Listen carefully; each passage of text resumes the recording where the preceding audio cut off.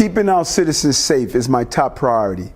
That's why I am teaming up with the American Red Cross to help sound the alarm about home fires. 7 people die every day from home fires across the country. The Red Cross, in partnership with local fire departments and other groups, wants to end this senseless tragedy. That's why they're canvassing neighborhoods with a high risk for home fires, installing free smoke alarms in homes that need them, and working with families to develop an escape plan so they can safely get out of their home in 2 minutes. Please join me in keeping our communities safe.